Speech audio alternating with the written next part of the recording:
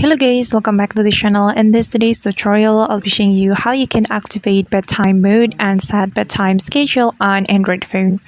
So guys, first of all, open your settings application on your Android phone.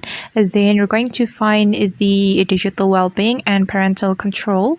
It's over here and you have to tap on it. And after that, if you want to activate your bedtime mode, you can simply tap on this turn on button. It's over here.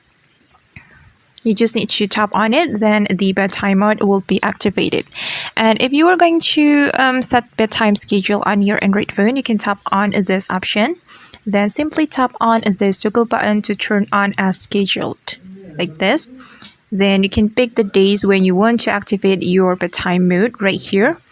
And to set the schedule, you can tap on this set schedule option. And for example, for the start time, I'm going to select 10 p.m. Then for the end time, I'm going to select 6 a.m. Then after we're done picking the time, we can click on done option. Alright guys, and that's how we can activate bedtime mode and set bedtime schedule on Android phone. I hope this tutorial will be helpful for you. Thank you so much for watching and see you in the next video.